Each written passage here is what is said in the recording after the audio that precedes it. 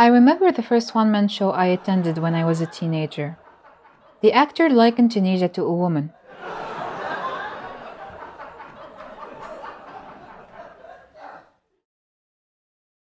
He then added something more poetic.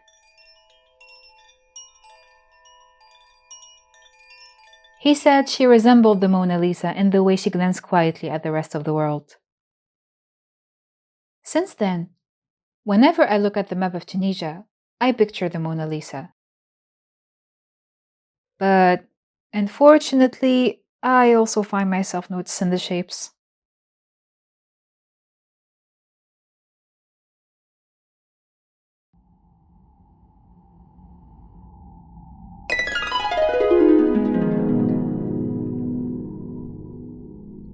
Tunisia has a long tradition in tapestry weaving that traces back to Carthage.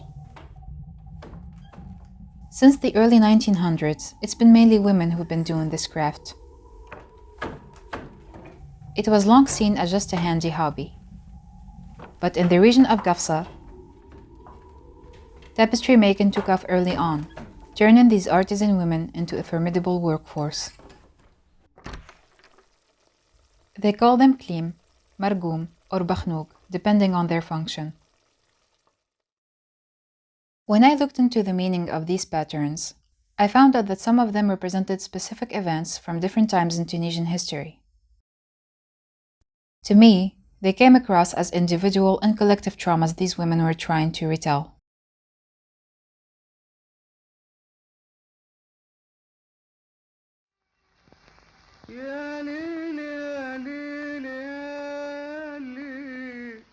This is Zina, an avatar I created to represent one of these artisan women. She was named Zina after one of Ali Riahi's songs. Ali Riahi was an iconic Tunisian singer from the first half of the 20th century. In his song Zina Bint al-Hanshir, he describes his beloved rural girl Zina doing her farming chores. يا بنت الهنشير يا بنت الغلة والشجرة بنت القمح وبنت الشعير بنت الشمس وبنت القمرة كريتك حطي. So basically, the name Zina is based on the stereotype that associates everyone living outside the capital with rural life.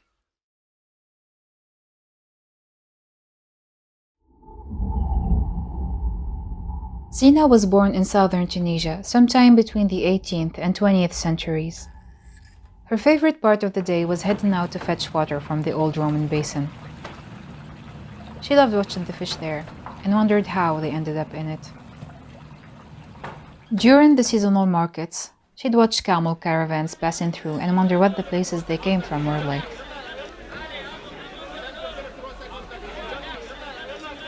She still remembers the French general, with his funny tricorn hat and big sword. He took her fiancé away to join the French army and shattered all her dreams of being a good wife and mother.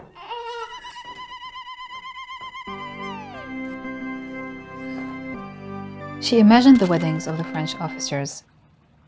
She wondered if their wives also wore pants on their wedding days.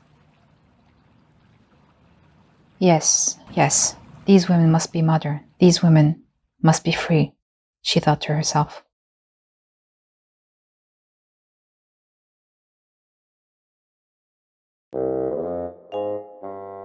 This is Kenza. She's an avatar of the little artist inside me. Kenza was actually the name my mom wanted to give me, but forgot on the day I was born. She then planned to give it to my younger sister, but she forgot. Again on her birthday.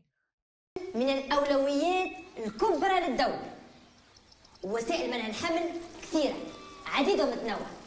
My mom didn't have another child because, like most pseudo-modern Tunisian women of her generation, she was big on birth control.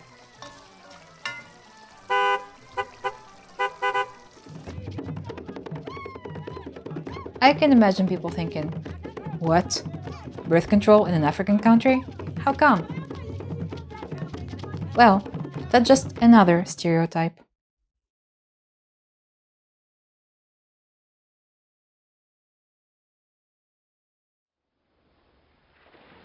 Kenza was born in the early 90s in Tunisia, in the northern region by the sea.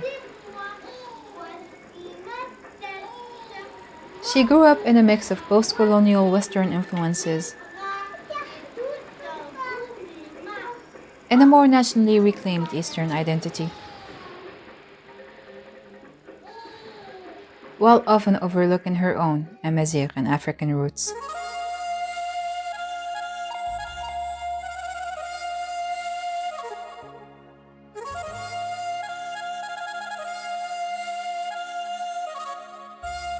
As she picked up English and started diving into international media, she bought into the idea of world citizenship. Until she realized she didn't have the right passport for it.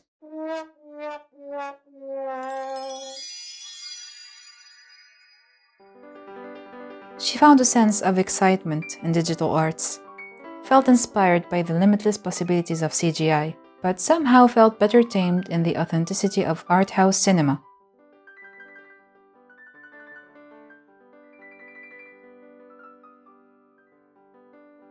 Whether too passionate or too influenced, she decided to become a visual artist, a term she's still not sure she fully understands. During a trip to Gafsa, she stumbled upon a Klim tapestry for the first time and couldn't help but envision an animated pixel art video.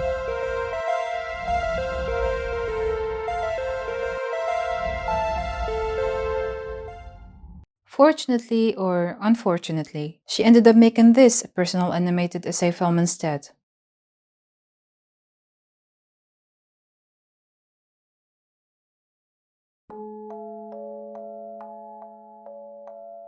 The fascination Kinza had with the mural tapestry she came across was no less orientalist than the fascination Picasso, Rousseau, and Klee had with African folk culture. She dug into the history of this traditional tapestry, hoping to find stories of passion, cultural resistance, and empowerment. But she didn't find any. The only hint of freedom she found in these patterns was when they finally abandoned the geometric checkerboard design, a freedom that was quickly snatched away in the name of modernization.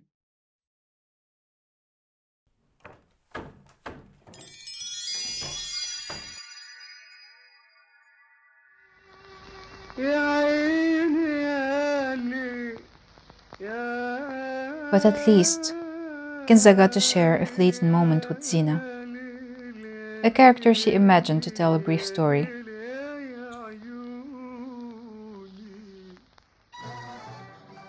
The story of a country, of a woman, of a hope, of an illusion, of an enlightenment, of a confusion.